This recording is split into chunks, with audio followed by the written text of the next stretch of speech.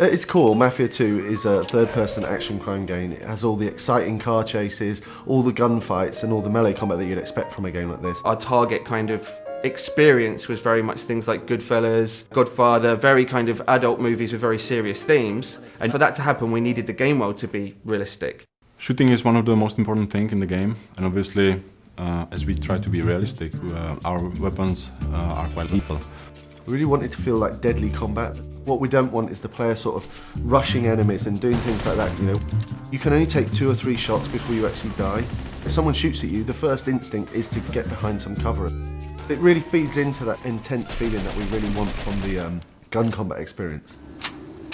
We spent a lot of time and effort on the cover system because the player will spend a lot of time using it. But you have to be careful because the cover can often be easily destroyed. So if you're hiding behind a fence and it starts to disintegrate, it's time to move elsewhere. This destructibility was a big thing for us. We wanted to fill the whole city with a massive number of destructible objects, so the player felt that they could pretty much destroy anything. The player can use a wide range of weapons, from pistols to submachine guns. Of course, we had to include the classic Tommy gun that everyone knows from the Mafia movies. We do massive explosions from different stuff, like vehicles can be exploded. With some Molotov cocktails, they'll sort of set fire to the gasoline as it falls on the floor. And all these different things are things that you'd sort of expect from the 40s and 50s weaponry. Melee combat in the game is a really sort of visceral experience. We wanted it to feel really brutal. So it's a very simple system. Using 2 buttons, you perform these either hard punches or light punches. And then using a combination of these, you perform these finishing moves. And the coolest thing is these finishing moves are sort of context sensitive as to where you are in the world. So if you're stood near the hood of a car, then the player might punch a guy and then sort of smash his head against the hood of the car, which is a really cool thing. The driving model is very realistic. So you drive these things, they really feel like period cars. They feel very heavy, they feel really satisfying when you're driving them around.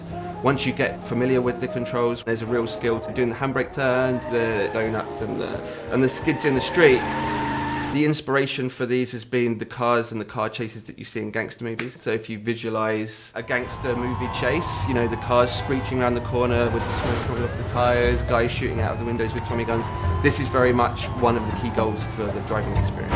We've got like a few features in the game which allow the player to sort of like personalise their vehicle. In the body shops you can customise the car a fair deal. You choose the car that you like the best. You know, I'm going to choose to take this car on the mission because it's better than every other car in the city. I think that's a pretty cool decision to make. Our gameplay is great. We've got shooting, car chasing, everything a game needs, but we also need to link it to the story to create a believable game.